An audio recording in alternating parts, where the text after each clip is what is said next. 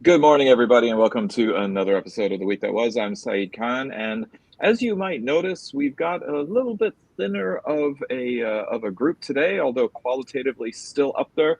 I assure you that this is not because we've been gerrymandered or redistricted that we only have this many people on.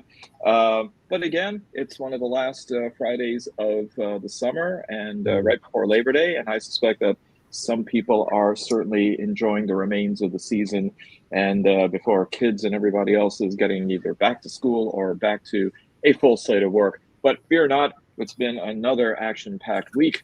August is certainly not the doldrums when it comes to the news cycle. Oh, and with that prompting, we have someone else joining us. Great. We are now at 6. We have public relations specialist Beverly Watts. We have pollster Ed Sarpolus. 2 of our 3 regular lawyers, Bill Seikaly and Joel Sklar, and of course, the co-founder of Deadline Detroit, Allan Lengel. So, who was it, by the way, who sang North to Alaska? Was it Johnny Whitaker or Roger Whittaker? No, it was... Well, we'll right now. Last name was Dean. Well, it wasn't James Dean. So Johnny Horton? Yes, Johnny Horton it was. Sorry. Okay. Well, it seems like a lot of activity was happening up in Alaska, where President Trump had a very brief meeting with Russian President Vladimir Putin. Doesn't seem as though a whole lot came out of it, but enough to then have another meeting in the White House earlier this week involving Ukrainian President Volodymyr Zelensky, who brought friends and receipts, along with the Prime Minister of Great Britain, Keir Starmer, the President of France, Emmanuel Macron, and various other leaders from the European Union countries. And we are, exactly 1 week later, still not really very far on moving the needle regarding the Ukrainian conflict. Ed, what was going on there? Was this just optics? Was this Trump feeling a little bit too idealistic, like when he had the hot mic moment saying to Emmanuel Macron from France, I think he wants to do a deal for me. I think you have to go back to that immediately, because if you look at what Putin was saying when he got back to Russia, it almost appears that way. And the third thing is the fact that now Trump's already indicating, I don't want to be part of any meeting between Putin and Zelensky. Bottom line is he blew it. Okay. I mean, he was thinking whether it's a loss, and now they're talking. Matter of fact, if you listen to some of the military generals, they're already looking at they're already offering Zelensky other opportunities to bomb Russia right now. So this is a walk away because Trump realizes it ain't going anywhere. Well, and on that point, just yesterday, Russia bombed an American factory in Ukraine. So, yes. So much for the palling around going on in Alaska. Yeah, Bill, you were shaking or nodding your head. What do you think happened in the Great North? Well, I think it was classic Trump. I think he declared victory before anything else happened, and he's now going to eat this. Look. Can you imagine the Soviet Union or Russia bombing an American factory anytime in our recent history, and the president doesn't even say anything about it? This is nuts. And that didn't happen just by accident. The bombing of that factory didn't just happen. I think that I don't know if you've seen the video of when Trump actually got in the limousine with, when Putin got in the limousine with Trump, and they're driving away, and Putin looks out the window and starts laughing. I think he played him. Yes. I think that I saw that, and I will tell you that there is little doubt in my mind. I know you never really know this, but there's little doubt in my mind that former KGB agent said, "Hey, do I have to remind you of what we've got in your file?" And well, as a matter of fact, he purposely showed his face out the window. He didn't have to do that. That was intentional. Right. I agree with you. Alaska, he didn't come to the White House. That was a sign too. Alaska. But the fact that it wasn't in a neutral third country, Beverly. I mean, the fact that Saeed, where was he going Trump to go? There's arrest warrants out for him. Yeah, I mean, all he did was what Trump did was elevate Putin's status. I mean, Right. that's the awful thing. I mean, that's awful. He elevated Putin. Now Putin hit a grand slam, and he's trotting around the bases with one wing down, as they say, and he's having a good time. Trump got played completely. I thought it was interesting watching Trump walk down the red carpet zigzagging. I don't know if you ever saw that video when he departed the plane. That is kind of usually a sign of some brain injury when people cannot walk in a straight line. And if you've seen the video, he is meandering back and forth, and it's somewhat galling for me. It's very but Joel, I believe that the Fremen walk that way to avoid the worms on Arrakis. They have a very specific walk and dance that they do. The explanation was that it was like serpentine Shelley, from the movie. He was zigzagging so he couldn't get picked off, which was not the case. But that's what they did. But the other thing, he was whipping his leg around. He was right. Look at his right leg. He was whipping it around. While he was walking. That was obvious. So Ed, what are you hearing from within the Trump base of support? I know Alex Jones, the social media baron, and sometimes considered a conspiracy theorist by himself, has been noticing Trump's deterioration. He's noticing that it seems like these meetings are usually held in the early afternoon, and that either in the morning or in the evening he's practically incoherent. Talking about the fact that his ankles are becoming cankles and swelling to indicate his venous deficiency with which people suspect he's been diagnosed. In fact, Alex Jones said that he's not sure Trump is going to make it through another 12 months. Is that starting to have, pardon the pun here, legs within the Republican base as to the fact that Trump may not be able to finish off a full term? What's happening is he countered that by Trump saying we're not going to have an election in 2028. But the important thing is that the people who are normally the people who do the protection of Trump are telling about it. Okay, if you look at polling right now, we talked about this last week with the base core of his base, whether it's 20% or 30%, all they're trying to pitch to that crowd. He's delivering on promises. He's keeping us out of Ukraine with soldiers. Okay, he's working for peace. Trump's got so much with Epstein, he can't blow it on Ukraine with swords of ground. So he's trying to use that. But down the road, yes, it's going to be more of an impact on his health. But right now, he's showing that these MAGA believe it. He's following through on his commitments on the war and on Epstein. That's it. Joel, how are you seeing this? I mean, it seems as though there are more than a few people now who suspect that Trump, as Bill said, is being, dare I use the word, blackmailed. Whether it is by Putin, whether it is by Netanyahu, that there are those who seem to come into Washington, or here in this case Alaska, have a very brief meeting with him, and all of a sudden Trump changes tack. That's Trump. He's labile. He's reliable on nothing. He's short-sighted. He's not well thought out. What I found remarkable is when he said, "Gee, I thought this would be the easy one." It's like, what the hell are you looking at? You were president during this whole process. You think this peace negotiation is the easy one? The man has no concept of history, no concept of nuance. He's an incompetent, and thank God he's an incompetent. I'll tell you that. I tell you, I want to agree with you. I desperately want to agree with you, because the alternative is really evil and makes me very nervous. But, I don't know if it's incompetence, or I don't know if I don't give a shit, because it's like he ended 6 wars. Can somebody tell me one war he ended? But, yeah. He now talks about, I've ended 6 wars, some of the longest wars in history I've ended. The guy's connection with he's untethered with reality. Yeah. seems untethered. The problem is it seems to continue to work, at least with that 40% of the American population. And the problem is the 60%, look, most of the time you win an election by 60%. You think, but Bill, but I agree with you. The problem is that 60% is so divided. Yeah.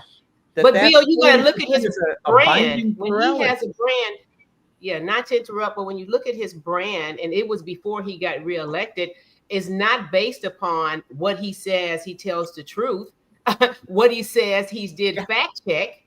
He's basically, hey, is us against them, immigration. I'm going to make sure all these little programs like DEI, and he stands on that. So when he throws out information that's not true, or these meetings, I'm going to end the war, they know that about him. That's why it works, and he continues to get away with it. But I agree somewhat with Joel too. In time, I think the lack of you only can fake it for so long. If you guys remember that time. Well, this is pretty long, Beverly. I know it's pretty long, but he has 3.5 years or 3 years more to go. But that's the brand. But all of this big bullying from universities and anything, that's going to wear thin. And I think we're starting to see it now. The needle is moving a little bit, but at least it's moving in the right direction. So I ask the question, Saeed, would it be okay if I stepped on your toes just a little bit? Because I'm curious, Ed, if you agree with me that step away, my 12 toes won't mind. When you look at this 60-40, it's deceiving. I mean, he still seems to have this plurality that holds him in a position where he can pretty much do what he wants. So Allan, I'm just going to come to you in a second, but so the latest polling shows 38% approval, 31% trust him. Oh my but God. you also have enablers. You have this cadre of Republican leadership, including some on Congress, who have nominated him for the Nobel Peace Prize, because God knows Pakistan and a few other countries aren't enough. There has to be some American buy-in on this. So it seems as though, like with Kaiser Wilhelm before World War I, you've got these Prussian generals that are around him to protect him and to keep saying they're there. Don't worry about the gimpy leg or the gimpy arm. Allan. I was going to say, he is such an expert at creating chaos that he's overwhelming us with one. I mean, he's just mentioning about the museum, the African American Museum, and saying that too much emphasis on the negativity of slavery. I mean, it's just one outrage after another. We've got his guy, our Michigan man, Bill Pulte, who is helping go after all these people over mortgage issues. All these high profile enemies. And after a while, it's just so overwhelming, and people are afraid. People are afraid to speak up. I had interviewed a former FBI official, and initially he was like, I don't want to get on the radar here. People are afraid. The FBI Agents Association just came out with a statement and letters to Congress saying Kash Patel is firing people just willy-nilly, and this can't go on. It's wrong.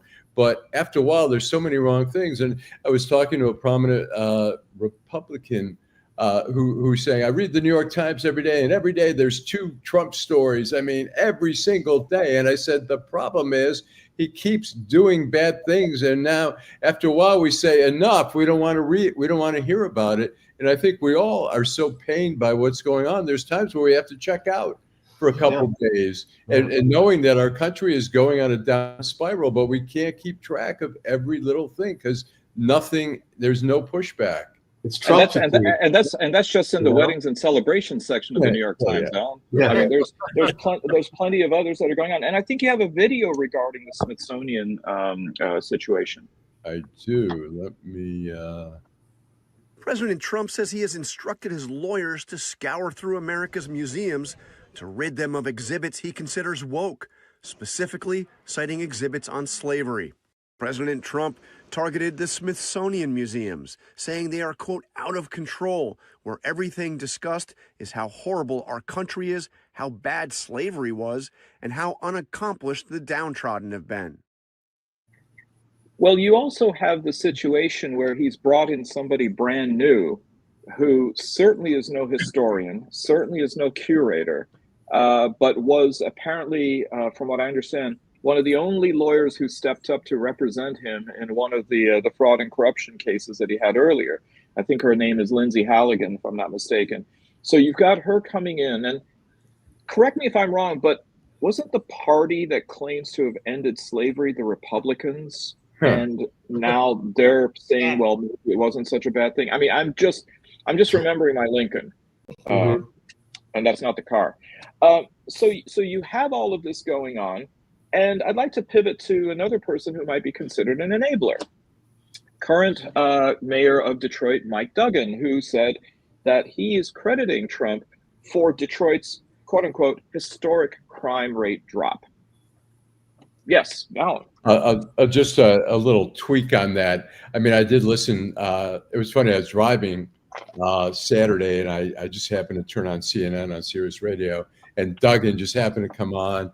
And it was an interview. He credits the new U.S. attorney appointed by Trump with a drop in crime. I mean, he wasn't really singing Trump's praises per se, but he's doing it in a very slick way to try to, wink, wink to the Trumpies to say, hey. It's not such a wink, wink. Alan. You think it's more obvious? Look at the bottom line. He's getting money from Republicans. Some of those are MAGA Republicans. He'll do anything for $1 right now. Okay. Or vote. I completely agree with Ed. Ed's got it. I mean, look at anybody here think that Duggan's stupid? Anybody think he's not politically astute? There's no way that he didn't know what kind of headlines would come out of that. There's no way that he didn't know in advance that it was going to say he credits Trump. Well, look, he's on his consulting team. He's got Ron Weiser, who was a chief fundraiser for Donald Trump. Yep. Okay, and he's been getting money from. He's the bottom line. He's buying off while he's trying to get votes from everybody who's willing to give him money. Who's not tired with the woke left, as they call them. And you've got to wonder. I mean, I do see him appealing to the Republican voters. He's trying to get these Republicans, especially outstate, and white males on the Democratic side. Right. You've got to wonder if that's going to bite him in the ass with the Democrats. Yeah. It can, very much so. Well, it's interesting. The Detroit News, I think, was the first to report that the Democratic Party is cutting off access to candidates to data that'll help their campaigns if they publicly endorse Duggan, which to me is like you're going to sabotage the Democratic Party by trying to do that. I mean, you're going to screw up some other races. You're making it harder for the Democrats to win races if you're. Go ahead, Bill. You tell me. Here's the problem. I mean, from a guy who considers himself a pretty loyal Democrat, if what's going on, and I think it, hi Nancy, an undisclosed location in the Upper Peninsula. I think that might be a decommissioned missile silo. Yeah, in the UP, which may be the only safe place around here anymore. I think that the necessity for that move, Alan, comes from the fact that people share information, and if you're supporting and you're endorsing Duggan, and you're also getting this Democratic fundraising information and names and phone numbers, and you're sharing it with Duggan, you're cutting off your nose to spite your face. Yeah. Well, funny, I have to jump in on this because I'm involved in that quite a lot. There's nothing that the House, Senate, or whether are blocking that Duggan doesn't already have in his container. Probably true. And number two, that's what I was going to say. Yeah. Yeah. And bottom line, there's people like me and Mark Rebner who also have this data. Okay. Bottom line is that the Republican Party will share their data with Duggan. The point being, the fact is there is no such thing as hidden data because all of us been in this business. And Beverly, I know you've been around. We have access to data. If we want to get it, there's no big deal there. So I was going to think that was a strategy both on Duggan's team's part, coming out saying that, that statement, and then perhaps, I don't know who's advising the Democrats, maybe a strategy from coming out saying that, because Ed is absolutely right. Everybody basically has access to the data. So it's got to be some kind of strategy, or maybe let's come out and say, soundbite, we're doing something. Just if I can interject here, Mr. Reed, one of our viewers, very happy to hear that your wife is safe. There was an active shooter at Henry Ford Hospital here in Detroit, but it looks like his wife, who was in there, is safe. So very happy for you and your family, sir. How about this as a theory? Do you think that Duggan makes this announcement sort of preemptively to throw Trump off the scent of sending National Guard to Detroit under the pretext that we have a rampant crime problem here as well? That could be. I mean, it could be telegraphing, and Trump says, "Oh, they like what we're doing, and they're working with us, and he likes the appointment." He seems to be just going after. I mean, the mayor of D.C., Mario Bowser, was a critic of Trump. The D.C. City Council is a critic of Trump, and I think his way of saying "fuck you guys," I'm going to show you who's boss. I think if the deferential remark by Duggan, he already says, "Okay, I'm boss. I'm not going to mess with you." That's possible. Yeah, I'd have to agree with that, because earlier this year he was going to endorse Sheffield and leave office early, okay, and he didn't. And obviously that did not happen. And obviously he doesn't want any mess with Trump while he's trying to run for mayor, while he's closing out his term with the city. That would have to take sides. So here we have someone saying that Duggan is trying to get Republican votes because the Michigan GOP can't come up with an electable candidate. Ostensibly, I think you might mean, Ms. Drake, John James, and that Duggan's been showing up to Michigan GOP functions all over the state, as well as putting strategically placed billboards all over very red counties, or formerly blue counties as well. I mean, you go up the I-75 corridor toward the Zilwaukee Bridge, and you'll see a Duggan billboard, quite large and prominent, pretty much every 5 miles. So part of the strategy. Well, speaking of Duggan and speaking of Mary Sheffield, it looks like Ed, that endorsement did come in. That Duggan has gone ahead and endorsed the leader in the two-person race for mayor this November, Mary Sheffield. And it seems as though her opponent, Pastor Solomon Kinloch, came out quite strongly to accuse Duggan of naming his successor in doing so. Thoughts on that? Knowing what happened earlier this year, and he was going to leave office early, this was an obvious technique on his part. And number two, he's looking at where the money is. The money he's getting is also going to Mary Sheffield. Okay, how can you piss off the people that are giving money to Mary Sheffield that you're taking it for yourself? It's a no-brainer. It's a no-brainer. Wait a minute, Ed, are you saying that Samuel Jackson is giving money to Mayor Duggan's campaign? I didn't say that. I didn't say him. Actually, he only gave $5,000. I'm talking about the big givers. I have a question for Beverly and Ed. How significant is, I mean, Duggan is a popular mayor. How significant of an endorsement?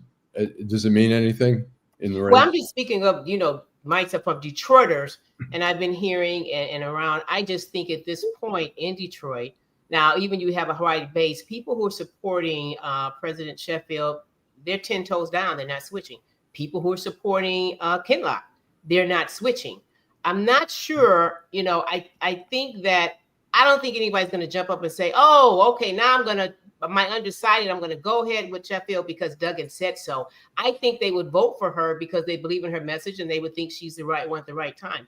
I don't know. I mean, he might have a small influence, but I don't think it's going to have a major influence either way from what I'm hearing on what people think about both candidates. And most people, believe it or not, they've already made up their mind.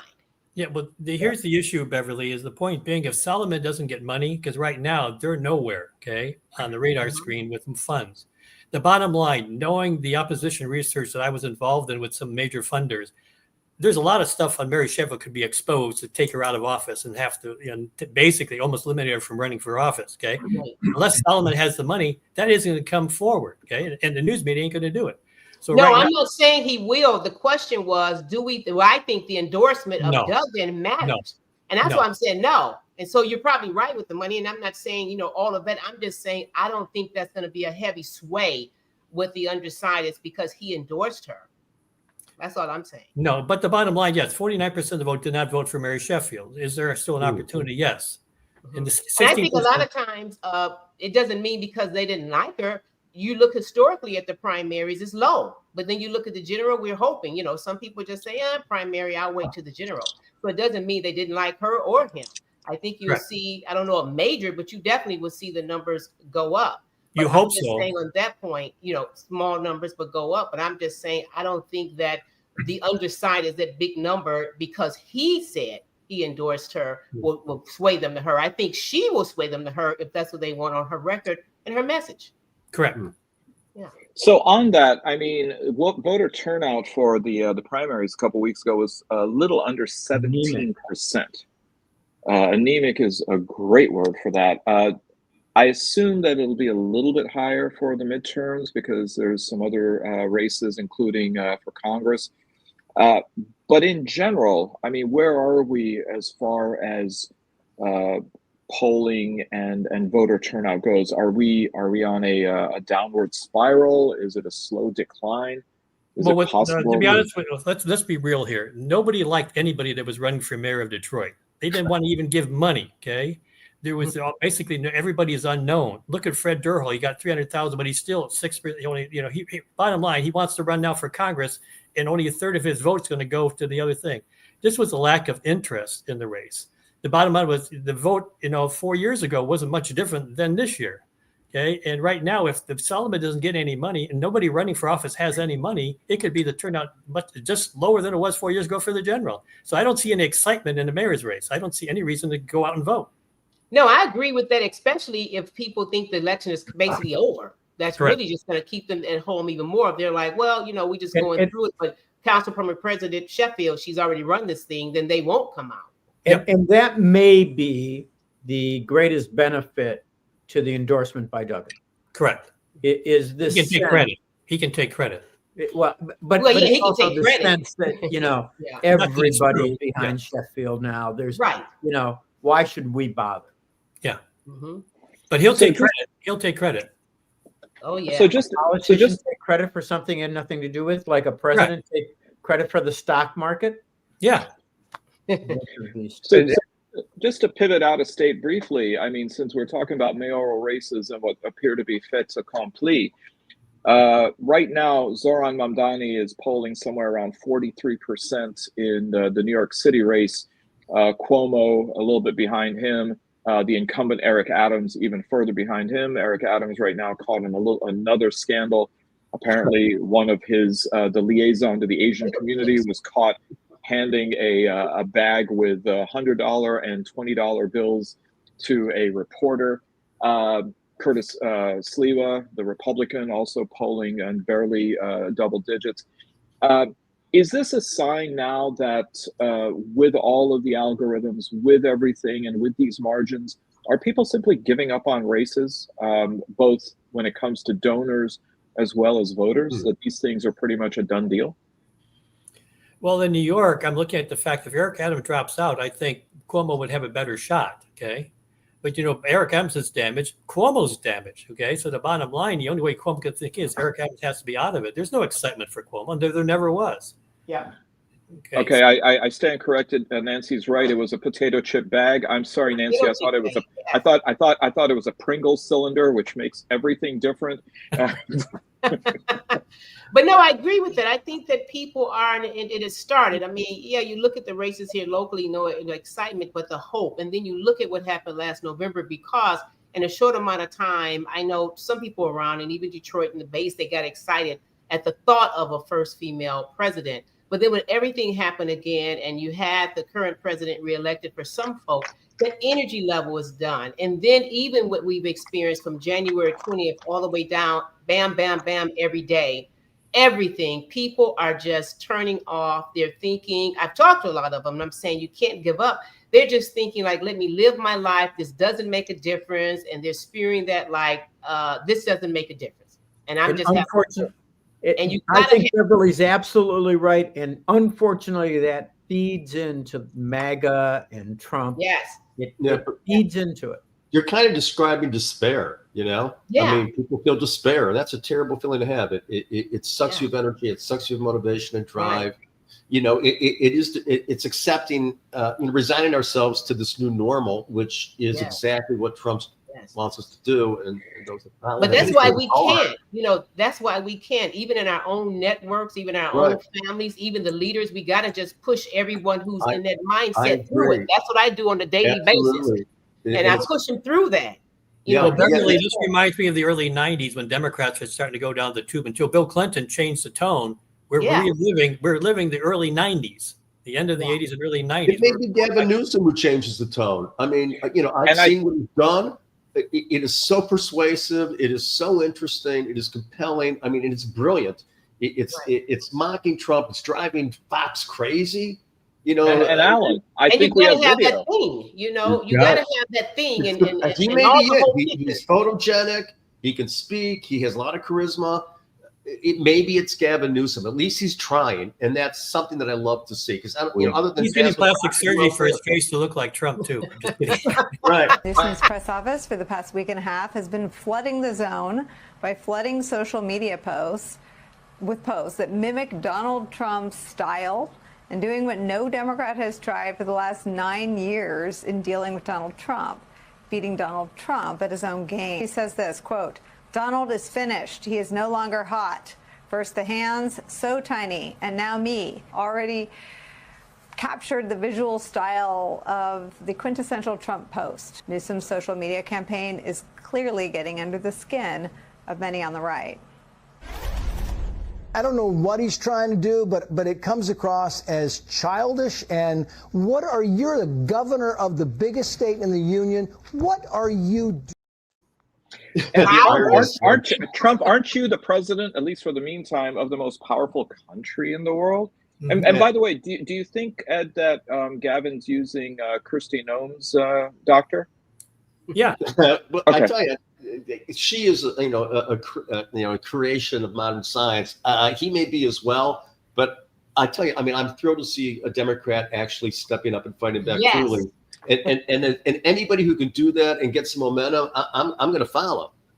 I mean, we need a leader. We don't have one. We need somebody to take point. He's young. He's appealing. Let's go. At least I agree with Joe. At least he's still in some of this airtime because they're talking about him. Right. And he admitted he married a Republican. Yeah, that's true. You might recall there was a time where the Democrats were so weak, and the strongest voice before he became senator was Al Franken, who took on Rush Limbaugh and stuff like that, and he was one of the strongest voices. And I think Gavin Newsom, I mean, it's obviously we all recognize the irony of Fox and all these people whining about stuff, but they don't whine about he's mocking what Trump has been doing, and they're okay with that. But when he's mocking it, they're like, "Oh my God, how immature is he?" What I like about Newsom is the fact that he's actually doing much better than even Arnold Schwarzenegger was trying to do the same style in his own way. Okay. So Arnold Schwarzenegger did quite well in his off the mark things. Newsom's going to think because Trump's led the story. So bottom line, there's a reason to follow through. Well, he got under Dana Perino's skin, who was George W. Bush's press secretary, who makes Caroline Leavitt look like Dana Perino compared to Caroline Leavitt looks like Edward R. Murrow. It even affected her. But Joel, you were worried about the new normal. Fear not, there may be another new normal or abnormal. It looks like the president is now looking to start a movement against mail-in voting. In fact, going so far as claiming that we're the only country that is involved in mail-in voting, which actually isn't true. So I'm going to take a poll. How many countries in the world have some form of mail-in voting? 7 to 15, I think. Somewhere between the 7 and 15. 7 and 15? Okay. Do we got anybody? 34. Okay. But I know Russia does mail-in voting too. Okay, Joel, I have a box of matches, and I'm going to drop them, and there's going to be a few left. Can you guess how many there are? Because you nailed it. Look at that. Look at that. 30, Unbelievable. Good job. I read the same 34 article. You know, it was, it's amazing. It's amazing. You know, then it's going to be women can't vote, minorities can't vote, you know, people who aren't purebred something can't vote. I mean, it's going to be, this is crazy, but it's real. And, that means the turnout rate would be very low of who right. can. But it's insanity. And it's clearly, you know, the guy's terrified. He's so insecure, and everything he touches is so tenuous. But that would be a state by state issue, wouldn't it? As far as it should be, it's supposed to be. That's how it's always worked. That's what the law is. So he really has that. But to even contemplate the idea of suppressing the votes even more than gerrymandering and God knows everything else is it's just a terrifying progression. This reminds me of Germany, all the blonde white people voting in Germany. Right. And then it's all the blonde people with blue eyes. You got brown eyes, you're out too. So it's going to keep going and going and going. That's the nature of hatred.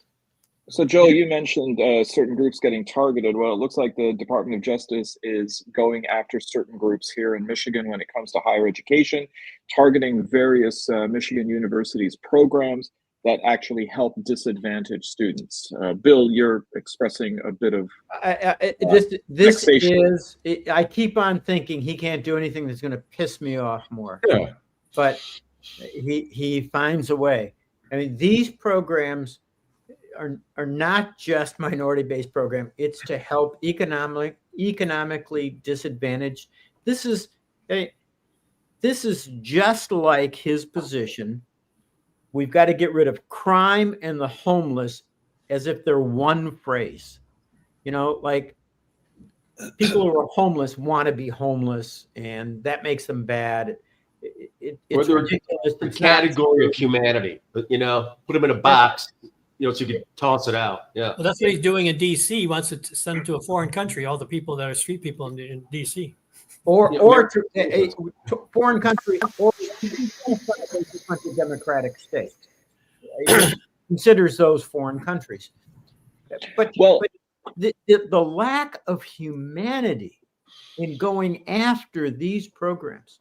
I mean, anybody who has any sense of history who would know that this country has always used education as a way of moving up in economic class or status. And you start taking these programs away and you're creating a caste system. Well, I think when I think and I hear this, remind me through my trips through Mississippi and Alabama in those small towns. Yeah. That's what I'm hearing. Surprising, and I agree with you, Bill, but what gets me, I never expected that he would care about programs like this. And actually, it's not even the middle class, it's upper. But what would have helped is the administration and the intelligent people that he could have put around him and appointed to maybe weigh in on that. But these programs, that's not Trump to care about anything like that. Are you kidding me? But he talks about those people, Beverly, by saying those are the people that harmed me in my first administration. Yes. I don't want those people around. Right. But isn't it most likely a Project 2025 provision?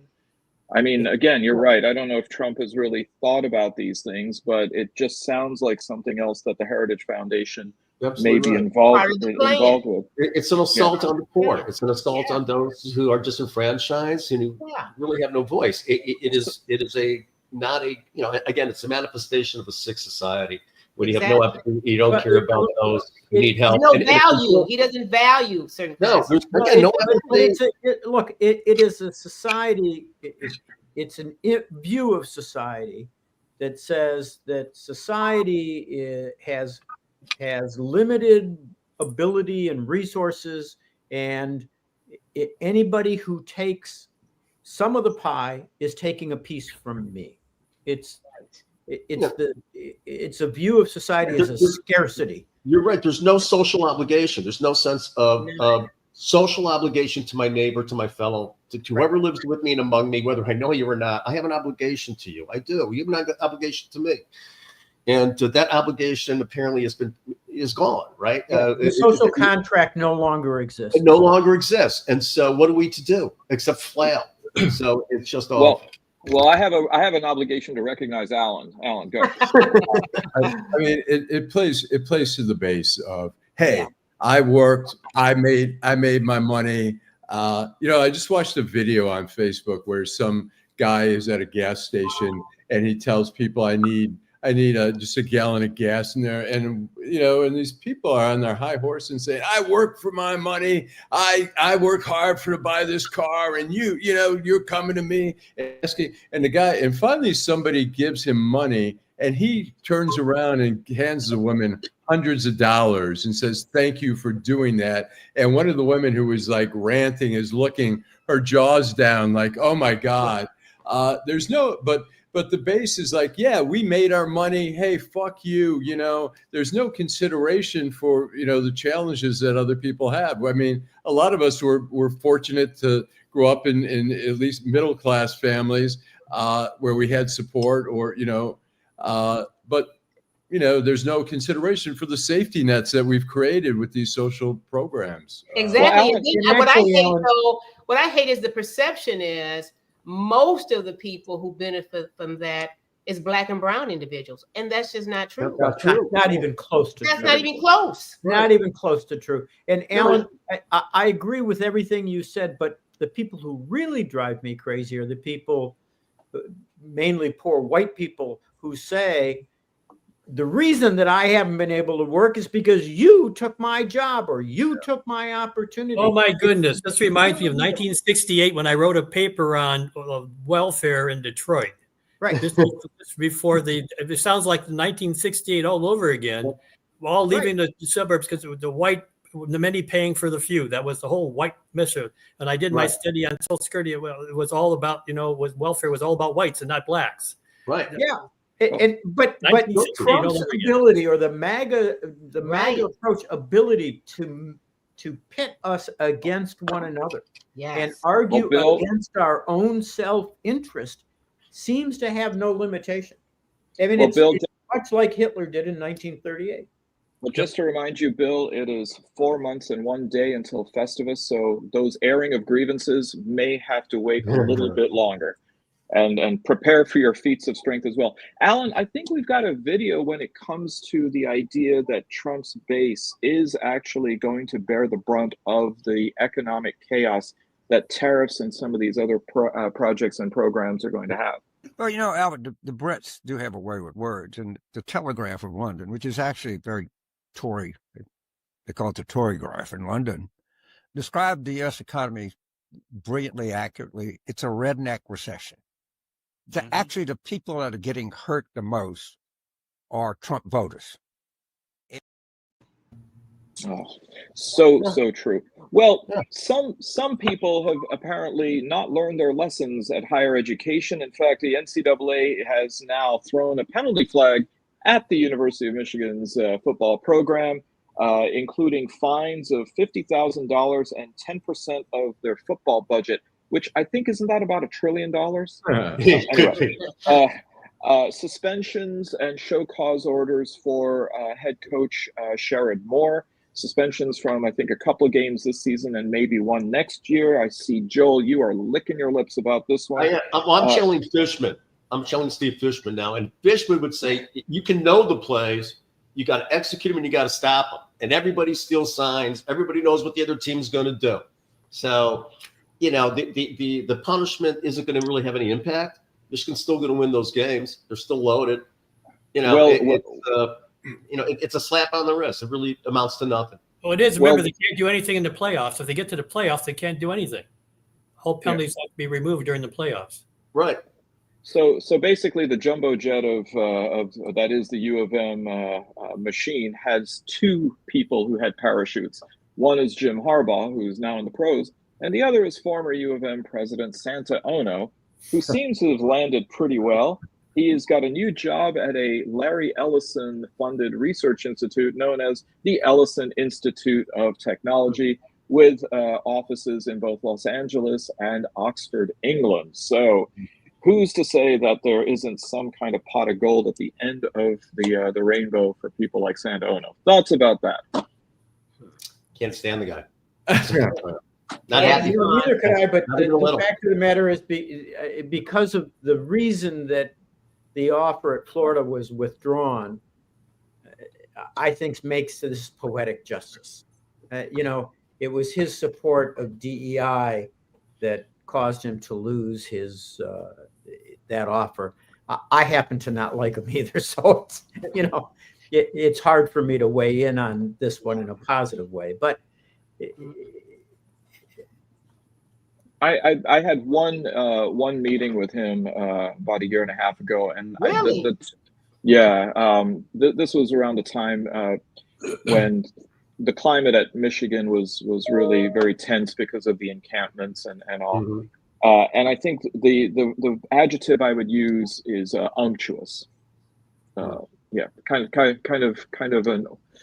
of a slippery guy, and not like slippery as in an eel, not unagi. But anyway, but there's others upon whom a bit of sourness is now being felt, including former President Barack Obama. His presidential center, which is I think set to open fairly soon down in Hyde Park in suburban Chicago, has been met by. That's right. I stand corrected. It's right by the Museum of Science Industry on one side and Powell's Books on the other. So it's definitely got good bookends. But it looks like the locals are just not really too happy about it. Ed, what do you know about this? Well, I got family there. Chicago's a client of mine, the government, and I will have to agree with them. It sucks. Okay, it's over budget by twice. It looks like a prison with no windows. Okay. Wow. And it's just ungodly, and it will do what they say it's going to do. I mean, I have to agree with them. If you go there, you just see what they're saying. It's bad. Well, I'm hoping it's not. And of course, we have a little cost overrun, which is a big cost overrun. But and I'm really still trying to research this too, because I do know one of the engineering firms, as many of them, who's been working on this project and will be there next year. But my hope is, and I'm still following up with them, is that hopefully that even though the community, you always have community engagement. So I don't know this yet, but I would have hoped they would have done that. Well, the problem is Obama had the final say on everything. Okay, it's not. No, I know you have it. Just like 375, somebody would have had the final say so, but you always have engagement. That's what you want to do, because you want to avoid something on the back end and what blew up. Like a 375. So, but it does. I've been there and I've got friends there. The bottom line is they got a lot of work to do. It's big, yeah. I have to say, what I've seen so far, it is big. For that area. And that's what I'm saying. I would have hoped, because, you go through all of that. And then the money, I haven't been looking into that too, that money at cost overruns, it has just exploded from the original budget that was stated. I don't know. And so I can't weigh in on that. Well, the other thing was the fact he added buildings that weren't requested up front. He wanted to add foundation stuff. So people said if he had stuck to the original size, the original approach would have been no problem. When he started expanding it to other entities, that's when it really kicked in. And they increased the zoning, the city of Chicago. But again, even though, he obviously got the permitting here, already got the rezoning and all of that, you would want something so significant as this and historical as this would be. I would have definitely wanted to, and hopefully, they did, I don't know, involve the community beforehand, because it is big. But one of the real significant problems for the community, and I don't know how you deal with this. I mean, President Obama, in my opinion, deserves a great presidential library. But the gentrification issue is a very serious one. The affordable housing's really going to be a problem in that area. Yes. And I clearly don't think that was the president's intent, but it's one of the factors. I can definitely say you can say what he stands for. He and Mrs. Obama, he definitely don't. It's not the intent. If it comes out to be, because so conscious of affordable housing, cost of living around that area. He's not that kind of leader, and most what we know of him, that type of an individual. Well, the big thing they have is they lost about 500,000 Black people over the last 10 to 20 years.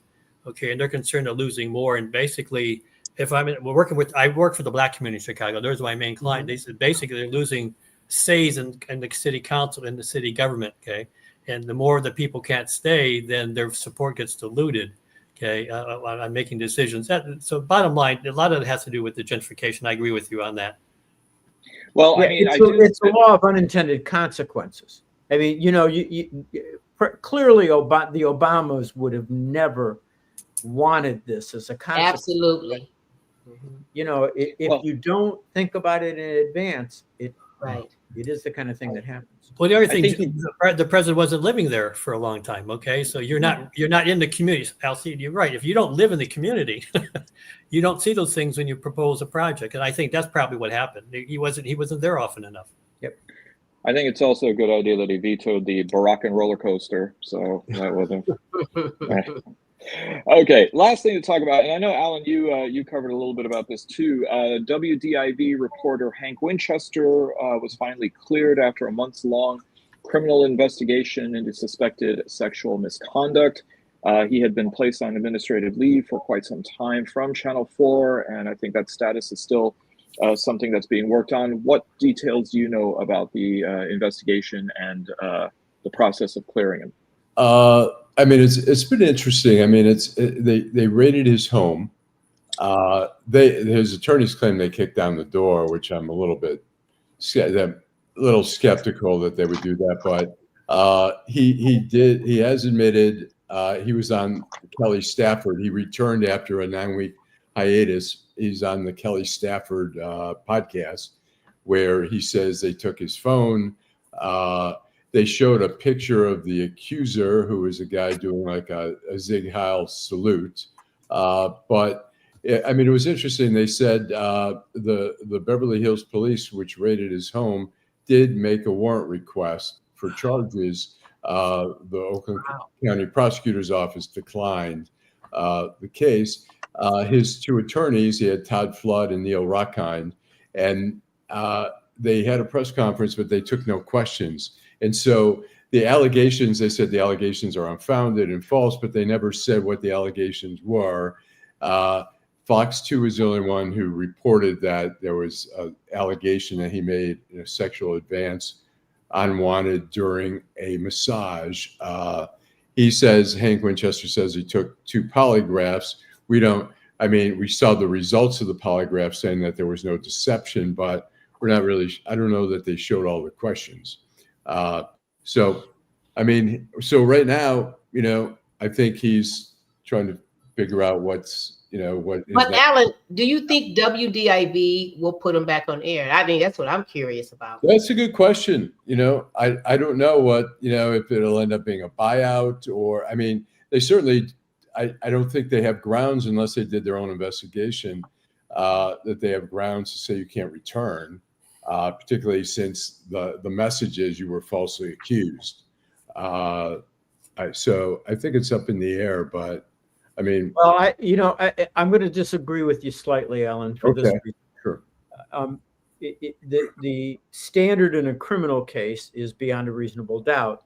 In a civil case, it is not. So if there's any investigation that was done that might show that there may have been some misconduct by a preponderance of evidence, they could get rid of him under my understanding of employment law. I tell you, I have a weird view of this because I represent plaintiffs in these kind of cases. And so I like the fact that there was a thorough criminal investigation.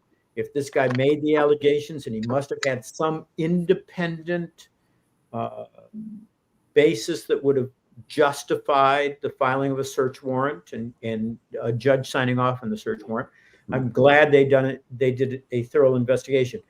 I've had some contact with Hank Winchester. I like him. My instincts tell me it wasn't him, but I've seen plenty of times where people say, oh, it couldn't have been him. He's a wonderful guy. And I had plenty of proof that it was him. So all that being said, after I saw that picture of the Sing Heil, I can't help but wonder if this was a swatting event, that this was an effort to bring down a gay man and a gay liberal man. And so that concerns me in this particular case.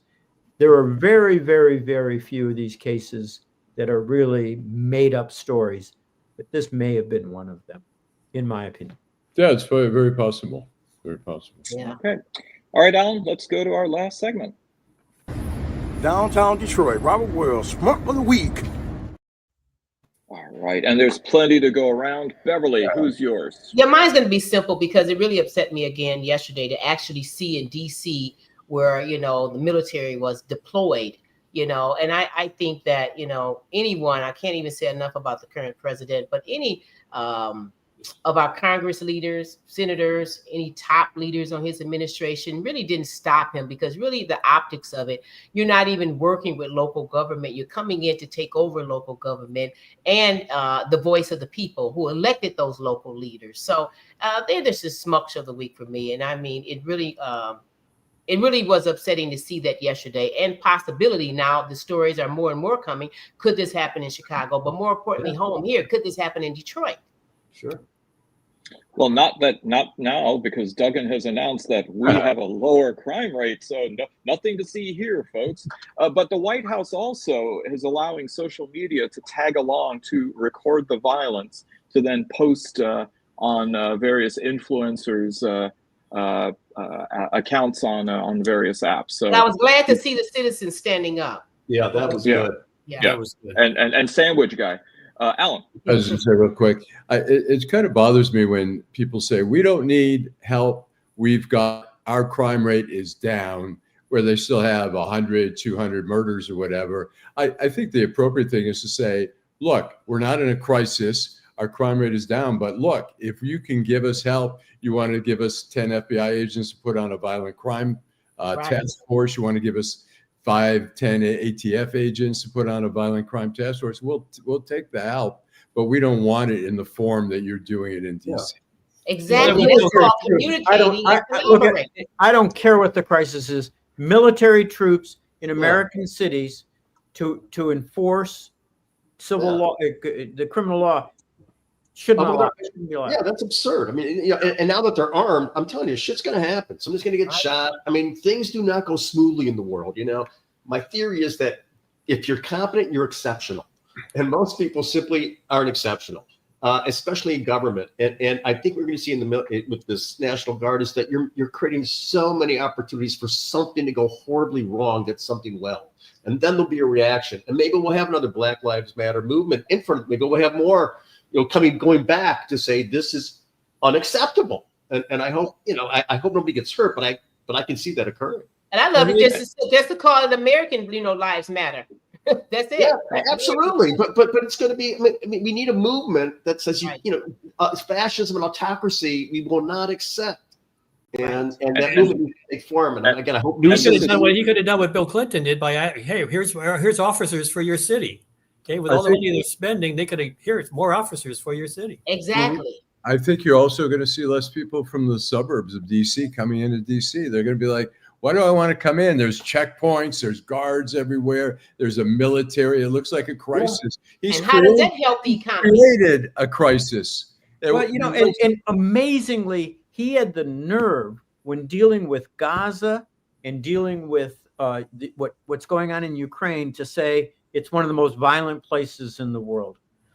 What? I mean, all I know is in '72 there was a big burglary in DC and nobody called in the National Guard. I mean, I'm just saying. But Joel, you can go back to January 6th, but okay, I'm done. But Joel, I mean, and that's not even counting the possibility of a false flag, which then will. Yeah, I've got a great story. It'll take a minute, but a guy, Martin Weil from the Washington Post, who's still there. He's in his 80s. Marty was, I interviewed him for the 50th anniversary of Watergate. He was on as editor at about 1 o'clock at night. There was a police radio. It said, door ajar at the Watergate, door ajar. And he thought of sending a reporter out there and he said, nah.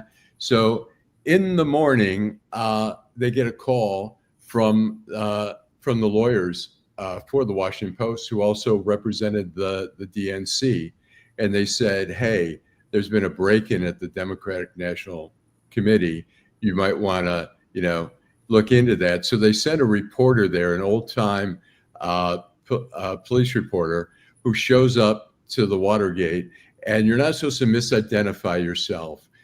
So there's cops all around, swarming all around the Watergate office there, and the DC reporter, the Post reporter shows up, and the cops look at him and say, "Where are you from?" And he said, "Downtown." And they said, "All right, go ahead." So that was great. And there is no downtown DC. I mean, is that Southwest, Southeast? I don't know. Ed, I have two. I'm going to be humorous on this one here. Earlier this week, Trump explained why he's involved in Ukraine. He heard from a number of sources that he's not on the totem pole to get to heaven. And he feels by helping people and reducing life that he may move up the totem pole and actually get to heaven. That's a big schmuck, okay? I couldn't believe that, okay? That's not good. And the second one, talking about schmucks and about the quality of the people Trump is Laura Loomer, okay? This was a week ago. And I have to say that the fact is, under testimony, under oath, in the HBO trial, it says is that Marjorie Taylor Greene has got Arby's in her pants, okay? And the attorney says, "Why do you?" She's got Arby's pants. Don't you know that Arby's sells beef? That was her response under oath. Oh God! Oh, yeah. see, I thought you were going to say, Ed, because she complained, and the State Department, on her bequest, halted the medical visa program from Gaza for critically ill children. Yeah, well, the Arby's would seem more tasty. I'm just kidding. That was good. You know, where's the snare drum when we need it? All right, Bill. Mine goes to the FBI and the Justice Department. I'm no big fan of John Bolton or any of these other Republicans that they're investigating, but I am a big fan in the old Hebrew quote, "That which you hate, do not do to others." After all the, phony investigations that Trump complains about and targeting and stuff, Trump coming out and going after, using the FBI, weaponizing the FBI and the Justice Department, it has become sport for him. Yeah. And so the FBI and the Justice Department that's doing it, that's prosecuting these people and going after them, and they're my schmucks of the week. This is not what we're supposed to be about. You wonder, though, Bill, if Kash Patel was just so eager to please his boss, did he actually make the suggestion? And by the way, that quote sounds a lot nicer in its native Klingon. So, but the other problem, Bill, is the fact is that they're cutting FBI staff by half. Pretty soon there'll be nobody left at the FBI to do anything. Right. And Ed, isn't Gabby or Tulsi Gabbard cutting the DNI Department of National Intelligence staff by half as well, or a third? Well, that's just through hiring the people on cabinet. Oh, yeah. Okay. She's cut the IQ of the department by substantially more than half. Okay. Joel. 90%. One for Trump claiming that he's a war hero. President Bone Spurs, a war hero because he stopped all those wars, 6, 7, 30, 40, who knows. That bothers me. And also Stephen Miller. He was out in the hall trying to trumpet whatever they're trying to do, and people are calling him a Nazi and a fascist. And every time that guy speaks, it's the most jarring experience that I can think of. The guy is a lunatic. He's full of rage, full of hate, and he's shaping policy. And this is not a well person from what I can see. This is a person who's very small and is trying to be very big, much like many people in that Trump administration. And he's wreaking havoc and causing real damage to real lives. And he is my schmuck of the week. He's very dangerous. And I think there should be more talk about him. I mean, this guy's a very dangerous, malevolent human being. But you got to remember, Joel, he has nothing to do when he goes home because his wife is with Elon Musk. Right. Right. I mean, it's just really disturbing to me that a person like that, I won't call him a man like that, a person like that can be creating policy, and that this person is not all right. You just know it. You can sense it, and it's terrifying to me. So he's my biggest schmuck, and he's a perennial. All right, Allan. I'm going to say Michigan's homegrown Bill Pulte, head of the Federal Housing Finance Agency, who is drumming up all these making all these reference to mortgage fraud to investigate all these people, Adam Schiff, Letitia James, Federal Reserve Governor, what's her name, Lisa, whatever. And I mean, he's just part of the whole weaponry that's going on there. And also talking about the weaponry, Kash Patel, who's just doing whatever. He's just a stooge for the White House. That guy's a goof. They're executing, and between him and Pam Bondi, they're carrying out. I mean, it's so sad because at least in the first term of Trump, he tried to hire people who were legitimate. And that's why there were impediments to him carrying out what he's doing now. Now he's just hired all these frauds to head all these departments, and they're carrying out whatever he wants. All right. Well, I've got two. One is, and this is jointly and severally, the city of Las Vegas, Clark County, the state of Nevada, and the U.S. federal government for allowing Tom Artyom Alexandrovich, an Israeli division head at the Israel National Cyber Directorate, who was caught in a FBI sting operation for soliciting minor children in Las Vegas at a convention last week, to allow him to return to Israel by simply letting him go with just a bond.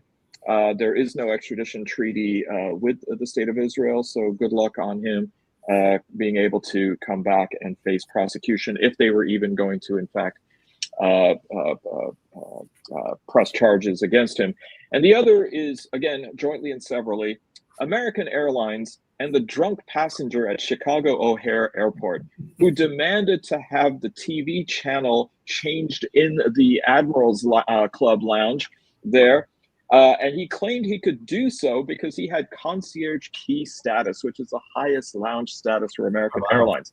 Big. And when people complained, American Airlines relented and said, yup, he's got concierge key status. And so he is entitled to allow everyone to then watch what the hell he wanted to watch. I am very glad that Delta Airlines, despite the fact that they are suffocating our ability to maintain lounge access because of all of these conventions and programs and policies, if I am lucky enough to get into the lounge, I get to watch what I want and not just on my own device. So American Airlines and whoever you were, you heavily inebriated yet very high elite status passenger, you're my schmucks as well. But remember, Saeed, now you can't fly to Mexico because they're going after Delta for using the Mexican Airlines without the tariffs. you know, these from someone of my background are very much first world problems. So, all right. Thank you, everybody, for joining us for yet another great weekend. As I said before, thank you for the situation at Henry Ford Hospital coming to some kind of resolution. Mr. Reed, again, very happy that your family is safe and sound now, despite what must have been a bit of a harrowing couple of hours. Thank you, Beverly Watts. Thank you, Ed Sarpolus. Thank you, Joel Sklar. Thank you, Bill Seikaly. And thank you, and at the last word, always, Allan Lengel. Drive home safely. Have a great weekend, everybody.